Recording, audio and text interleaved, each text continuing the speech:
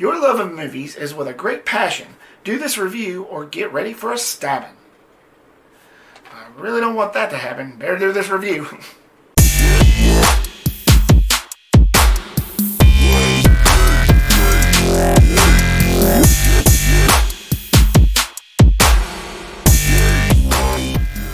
What's going on, my YouTube fam? Welcome back to the Repster, where movies and entertainment are our reputation. So My Bloody Valentine was released in 1981. It was directed by George Mihalka, and it's all about a killer dressed as a miner who kills those who celebrates Valentine's Day based on a decade-old folk tale legend. So let's get into the positives as usual. First and foremost, the story. I thought it was great. I liked the whole idea of this killer dressing up as this miner and, just going out and killing people over Valentine's Day, which is kind of a switch. By this time, you had Michael Myers, you had Leatherface. Freddy hadn't quite came out yet, but you had the start of the slasher era, which basically was the 80s, and that's what made the 80s so special. So you got all these movies like Burning and Hell Night and all them coming out, and now you have My Bloody Valentine, which is a pretty darn good flick, if I say so myself. But yeah, the story was very tense. It had plenty of mystery, which is another positive of the reasons why I love these kind of slasher movies. Great slasher nostalgia. I cannot word that any better than that. I feel like this movie kind of did take after Black Christmas, which the filmmakers does confirm. Lots of inspiration from Black Christmas does show up in this. No, you don't get any faux calls or anything like the weirdo in Black Christmas did, but you get a lot of POV shots and just a lot of this mystery tension, flat out like hat tips off to what Black Christmas showed, which was also a really great film. So the filmmakers wanted to pay salute to that, and I think they've done that in a great way. The atmosphere was perfect. It was great horror, blended in with the right amount of mystery, terror, while having the feel of what Valentine's Day usually represents. Love symbols in there, and hearts, and candies, and stuff like that. Even hearts in Valentine boxes. Oh, what a romantic time. The characters was pretty decent. This film stars Paul Kelman as TJ. He's one of the main stars. You find out that he went away from this town that this movie takes place in for some time. You don't really know where he went, but he comes back and there's just all this tension with his friend. But he's one of those that, kind of takes charge a little bit. He's a tough guy, and he sort of added that mystery. What I've been talking about. He's one of those characters that you don't really know that much about him. You don't know where he went. You don't know what his intentions is. Then you got Neil Affleck that plays Axel. He's sort of a wild card. He can't hold his liquor. He's one of those kind of mean drunks, and it actually shows this towards the end of the second act. And he's sort of an enemy to TJ, which them two used to be best friends. Which leads me to Lori Hallier, who plays Sarah, the love interest to TJ, which after he leaves to go to God knows where, she ends up with Axel, and that creates the extra tension. They used to be best friends, and now they're fighting over this woman, which did kind of get a little tiresome, but I won't add that in a mix or a negative. It's neither here or there, but they fight. She's with me. No, she's with me. This and that. So I actually added to the tension. But Lori Hallier, I thought she did a pretty good performance. And the killer was awesome. Again, I like the idea that this person was dressed up as a miner, and you don't know who he is, and these are the types of slashers I love. You don't know who the killer is, but they really try to confuse the audience into making you think, oh, it's this guy, no, it's this girl, no, it's him, it's her. It could be your best friend, could be anybody. But this killer was definitely in my top of serial killers in film. He held nothing back, no mercy. Of course, you gotta be that way if you want to be good at it. Duh.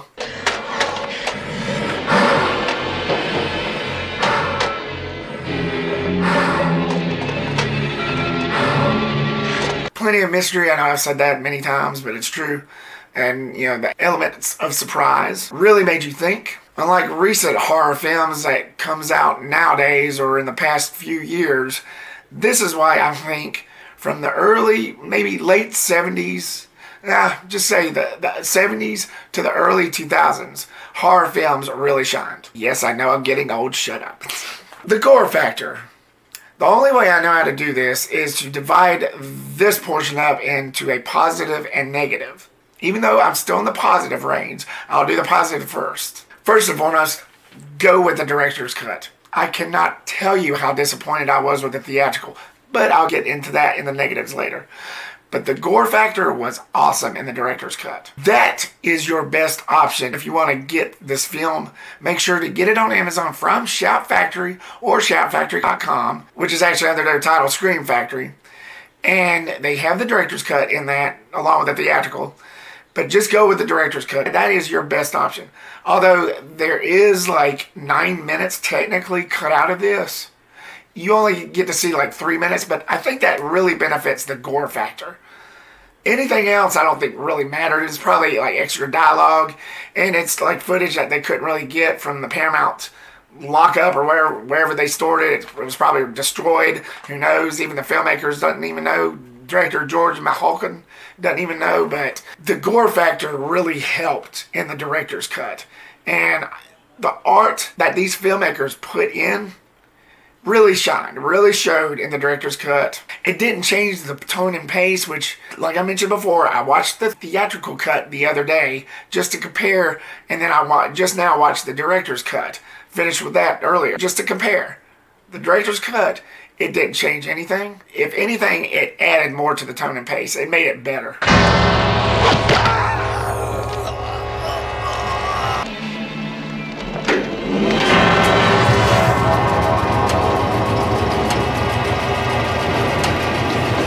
Now let's get on to the negatives. The theatrical cut sucked.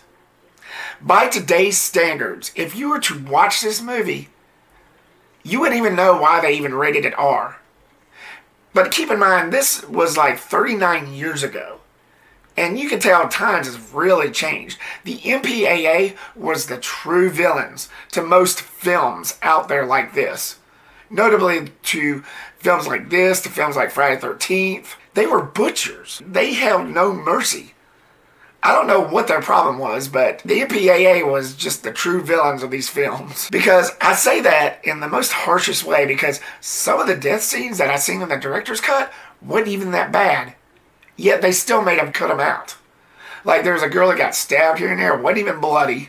They cut that out to like a split-second shot. And there's a scene with somebody getting drowned in boiling hot water, which really wasn't that graphic.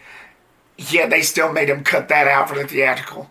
I'm telling you, they babyfied this movie to the max. By today's standards, you wouldn't even know that this is an R-rated film, except for maybe a couple of F-bombs, but that's about it. This film was cut down to the max. In today's standards, if this was to have a reunion in theaters, I wouldn't be surprised if the theater chains re-rated it to PG-13. I'm not kidding. So I say to all filmmakers, I'm pretty sure y'all aren't watching this video, but if you are, I deeply, sincerely apologize. If you lived back in the early 80s and was trying to make it as a filmmaker, and has made it as a filmmaker, as a horror filmmaker, and they butchered you to that max, the MPAA, I'm so sorry that your true art never shined. But luckily, nowadays, we've got technology that is able to restore certain footage and put them all in director's cut in its final glory. So, hooray for that. And the last negative I have for this review is one character that just kept on whining in the final act. She really got on my nerves. The main character, the main girl, Sarah, kept on telling her, "Yo, move, damn it. You gotta move. We gotta get away from him," when they were being chased by the killer and the killer was playing games with them. I understand this girl was scared, but at a certain point, it got really tiresome. Just go already. So if you're a diehard slasher fan expecting to see some cool deaths and gore effects, then you're in luck. Just go for the director's cut and enjoy its sweet delight. So, My Bloody Valentine, 1981. Have you seen it yet? You must have. Did you find it fun, enjoyable, entertaining? Did you prefer the director's cut or the theatrical cut? Or do you just not care? Leave me your comment down below and give me your thoughts. Stay tuned for more videos and reviews coming soon. Thank you so much, guys, for watching these videos as always. I got plenty more on the way. Make sure to like, subscribe, and comment if you hadn't already, and I'll see you on the next vid. Peace, the Reptastic.